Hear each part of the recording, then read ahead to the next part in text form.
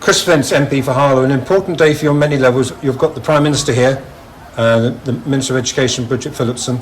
You must be pleased with the message you're all bringing here to Harlow today. Well, it's hugely important, again, that the Prime Minister and the Secretary of State for Education have come to Harlow again. I think it shows a clear commitment that communities like Harlow aren't going to be left behind by this Labour government. Of course, we're announcing a really important policy, something that's going to make a huge difference to families in Harlow. This is going to be free school meals for any children of families that are on universal credit, which is, you know, quite a vast number in Harlow, many of whom are actually working as well, so this will make a big difference to working families as well. I did a quick maths calculation on this, and I think it's roughly about 3,000 additional families that will benefit from this, so it's a really important policy. To be honest with you, what got me into politics is making a difference for young people like this. As a teacher myself, I saw that if young people weren't eating properly and were hungry, they weren't able to learn. In your time as a teacher, and I'm sorry to sound a bit naive here, but did you see children come to school who are hungry?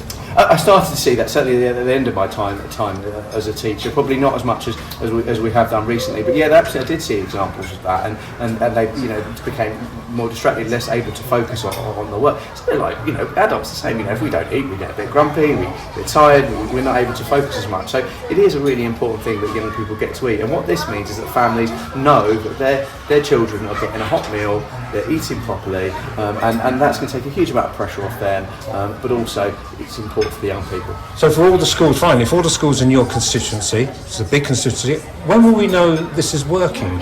Well, I mean, you know, it's a great question. I mean, I always say when it comes to schools, it's not just about exam results, it's about that hidden curriculum. And what we've seen today, I mean, the Prime Minister's sitting there talking to young people in Harlow, Bridget was sitting talking to them, I was obviously chatting to them as well. They're so articulate, they're so engaged, they're so enthusiastic. You know, I was getting them to tell me what their favourite subject was. Not as many said maths, I might like, Michael, but a lot of them were talking about English and science. So I think we'll see it, not necessarily just in their exam results, but we'll see it in just how they're able to learn and progress as young people. So yeah, it may well be over a period of time we'll see this, but this is part of, for me, a bigger, a richer tapestry that this Labour government can provide to Harlow and young people in Harlow, but everybody in Harlow as well. You know, we've talked about the new hospital, the potential of HSA, and this as well is, for me, is so important. As I say, it's what got me into politics, is to really support the next generation of Harlow young people to really succeed. Thank you very much for your time, Chris.